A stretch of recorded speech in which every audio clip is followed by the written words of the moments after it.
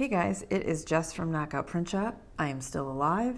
We've got a video and we're going to get into it. So I know if you follow us on any of the things, you know things have changed. I'm a little bit more MIA, and we'll talk about that.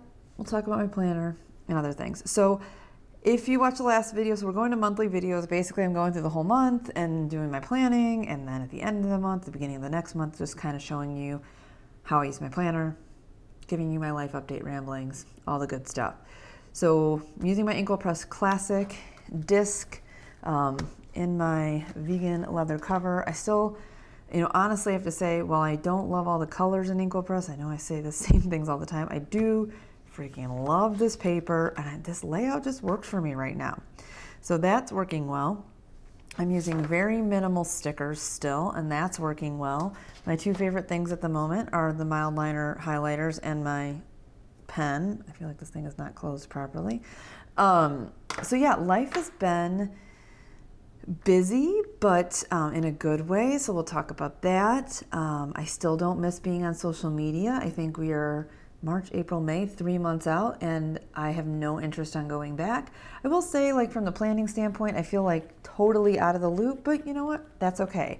From a business standpoint, the print shop, I mean, I feel like, being completely 100% transparent with you guys, I don't know how much not being on social media has affected our sales.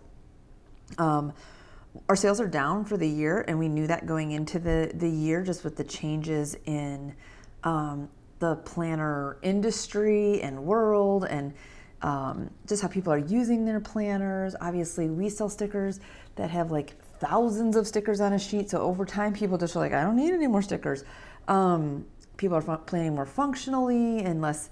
So I think, like, I knew going in, I had set my expectations as to where we would be as far as a reduction in sales. And I don't think that being on social media is the reason I'm meeting the reduction in sales goal.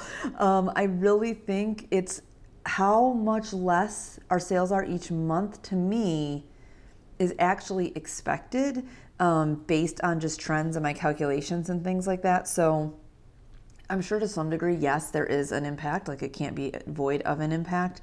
But yeah, so that's been interesting. It doesn't make me feel like I want to go back on social media. I don't know if things like Instagram were like really actually promoting sales. I think, I don't know. I don't even actually know why the heck I'm talking about this. But just to say, like, that part, so I know I'm talking about this. So basically, life, what feels good to me about not being on social media personally and for the business, despite the fact that our sales are down and have been going down for years, just as for a variety of reasons, is now that I have a full-time job, a lot of my time and mental space is going in that direction, and it is incredibly challenging to shift, like, kind of have to always shift back and forth and like go back to doing planner stuff. So, and actually last week was the first week ever in all of the years of having an email marketing list for the print shop that I didn't send out a marketing email. I was like, I woke up on like Friday or Saturday, I'm like, oh my God, I never sent out an email. That was weird. So basically my task with the print shop right now is to film a once a month video, is to send out our weekly email, and then Matt does all the printing, cutting, shipping, customer service. He does all of that. So my point is, for me, working a traditional job now and having this on top of it, plus other things like our farm and stuff like that, I feel like my brain is still kind of like, always feels like it has to be doing a bunch of things. So I'm just learning to embrace the fact that the print shop is what it is. And it's a nice little, I hate this word, but it's a nice little side hustle that complements or supplements the money that I'm making. And you add another layer on top of that, and Matt has also been doing a lot of side work for the place that I work and some other businesses in town, doing handyman work. So we're calling him Handy Matt. But so that's taking him away from the print shop. So there's a lot of stuff going on in that realm. Plus we're outside all the time. It's summer, doing animal stuff, doing land stuff, all of that. So now that we have the 5-minute intro synopsis about why my life is busy, let's dive into the planner, because I don't know that my planner makes my life look very busy. So this is May. This is the mission board. I loosely have been using the mission board to write down a few goals or kind of things that I want to accomplish that month. I'm not using all of the squares. I'm just using pen and checking things off, arrowing when things need to go to the next month. Typically, if you guys have watched my previous videos, I'd use this and my month view and transfer that back into my Moxie Life vertical as my like hub planner. I have not even opened that at all this month. So even though I continue to like the idea of having this hub planner, at least from a month view standpoint, that houses like all of the things so I can easily look back, I haven't even looked at that. So anyways, so this is what I'm using here. I got most of the things done that I wanted to get done for this month. And then we flip into my month view, and it's honestly, I'm really liking just month label stickers and the highlighters. I like how clean this looks. I like having the holidays on there. This looks good. Few little things here, like using the heart icon for Nala's heartworm. We had our baby chicks arrive. I will say, the one thing is, the benefit of stickers, I've had this happen a few times in my planner this past month, is I'm like, okay, these things are for real. Pen, mild liner, don't need to use stickers. Matt's mom was coming to visit, and then she had to reschedule and come the next week. So that's annoying. So had I used like dividable washi, that would have been better. I also stupidly put the week that the chickens were born, and they arrived on the wrong week. So now I have little arrows going up to here.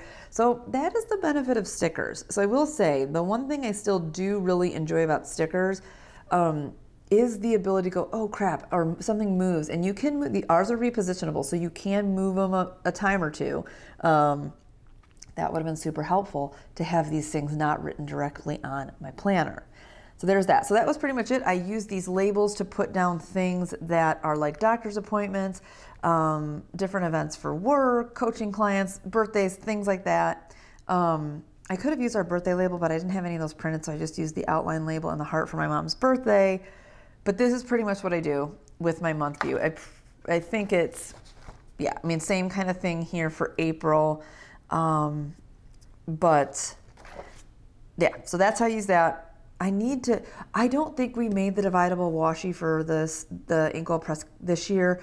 And partly the reason for that is these boxes are not the same width on both sides of the page. So if you were to use the dividable washi and expect them all to line up perfectly, there would be, I mean, you can even see here, like the gap here, although I don't have that sticker on right.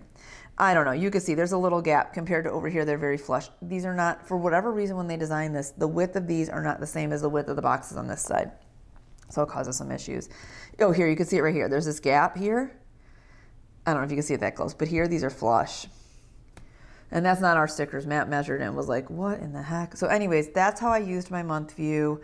Yeah, okay, so then basically, this is how I used the planner, how I've been using it. The first week, I used our cover strips.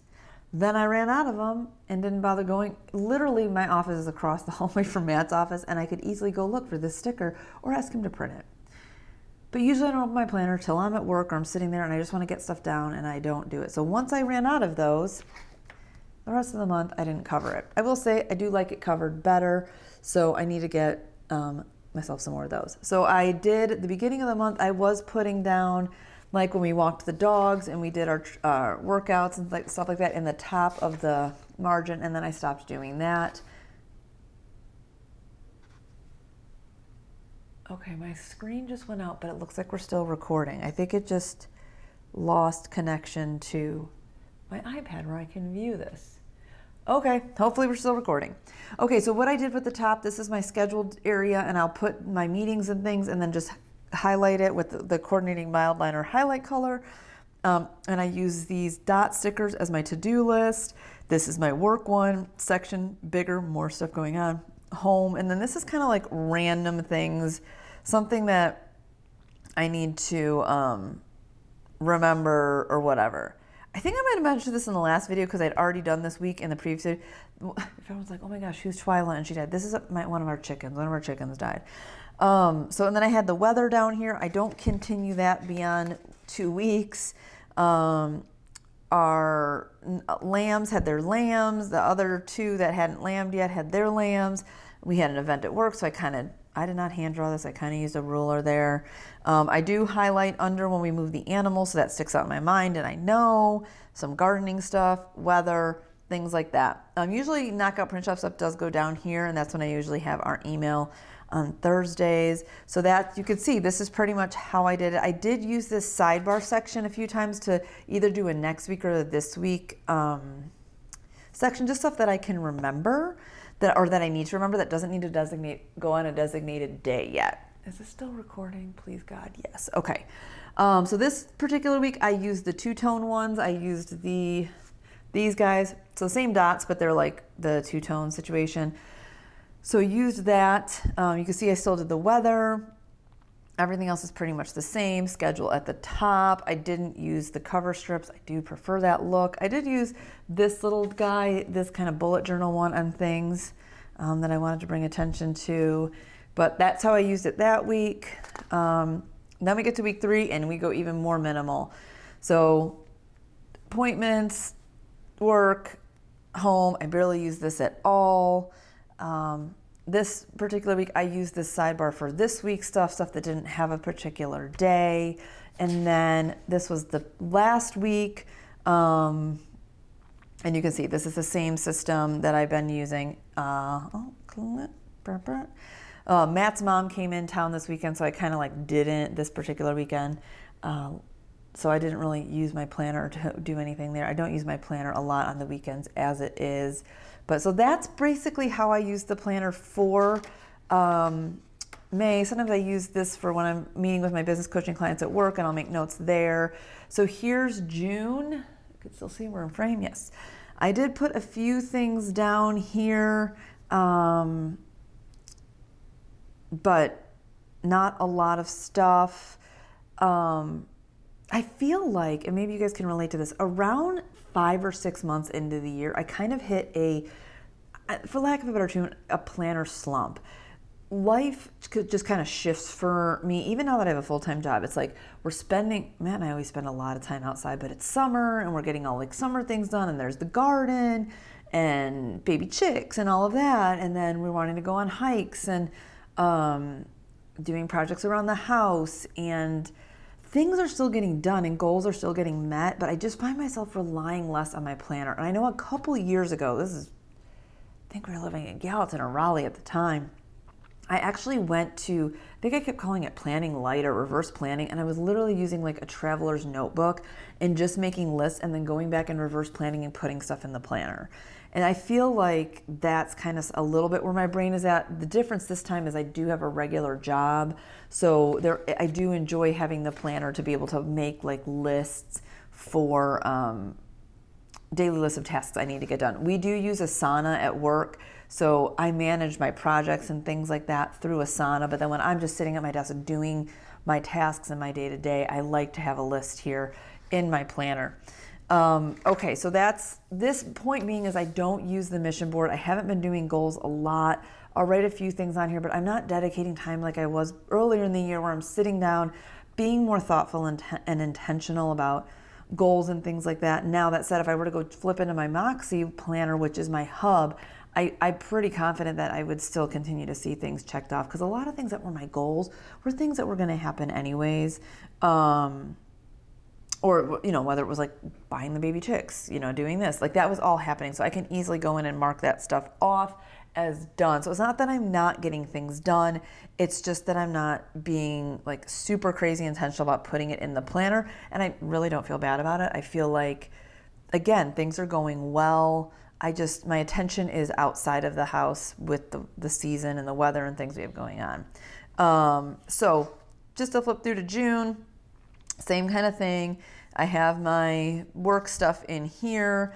I have to teach a class. So see, this is like another thing with my job. About 3 times a year, I teach a 4-week, 2-time-a-week business boot camp session. And so that's going to take 3 to 4 hours, plus a little bit of a commute of my week. So that's more time kind of just, again, I feel like there's a lot going on. This is Nala's heartworm. But it just is getting to the point where I think, while it always sucks to see your business have a shift, it was an anticipated shift. towards like being slower. And really with what we have going on, it's okay. You know, the business slows down in the summer anyways, because people aren't, I'm sure they're probably like me and not in planning mode. Kids are out of school, you're traveling, there's camps, there's things. So some people are still like hardcore, always in their planner the same way. But I know I've heard from a lot of you over the years, when this time of year comes around, your planner sometimes is not a priority. So that's kind of where I'm at too. So same thing. This is getting into these weeks. You can see we'll be using the planner the same way. This month, I don't hate this color. This is the wildflower color, which is kind of like this blues and navies. So there's that. But I just haven't been using my planner a lot. And I really have a hard time when I'm at work. I don't tend to open it because I'm in meetings or, using Google Drive or using Asana. So I'm not, when there's days that I'm in work, I'm not using it as much. Okay, I am like talking really fast and rambling, but I just wanted to give you guys an update. At minimum right now, I'm liking doing the monthly videos just to say, hey, we're here. We still have a business. I'm still planning a little bit.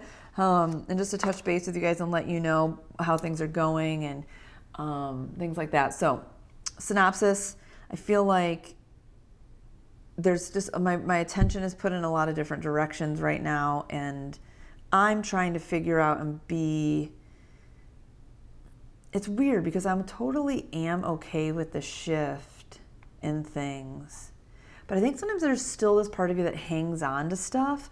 Like the print shop has always been like X. I've always done, weekly videos and 2 times a week emails and, at least twice a month releases. And so it's how we always used to do things. And I think that was beneficial when we did it like that. But now that we have different sources of income coming in, and there's only so many hours in the day, and I think kind of the moral of this whole story from a planning standpoint is, and I've talked about this in previous videos before, is you can only do so much. And I think we all tend to kind of go out of control with trying to do so many things. I don't know if you guys have ever heard of the book Essentialism by Greg, I think his last name is McCowan. But he does this thing where he's like, and I love this book, I read it a bunch of times, but he's like, if this is what all of us try to do, right? So you got your attention in all these different areas, and you can only get so far, because let's say this is, work, and this is family, and this is business, and this is, the garden, and then you have, for us, we have animals, and then we have projects, like home projects, and then we have land management. So we have all these things, many of which we can't get rid of. But then if you go here and you focus on one thing, now obviously, no, you can't just focus completely on one thing. You still have to manage your life. But you can get so much further. And that's kind of the concept of essentialism. And sometimes when I feel like I should be doing more, I remember this. Like the reality for me is, I have a full-time job. So work is a priority in the top 3, let's say. These aren't in particular order, but I have work, and then I have our farm. And that in and of itself is, has a lot of different arms to it, because, right now is spring. So I have my garden. I'm not very good at it, but I have it. And because I've raised beds and it's hot as hell here, I have to freaking water them daily until I get drip irrigation. Then we have, just our daily animal chores and managing our animals. And then we have a few times a week, we have to rotate animals. And that's a project. It takes, depending on where we're moving them or what the situation is, it takes time.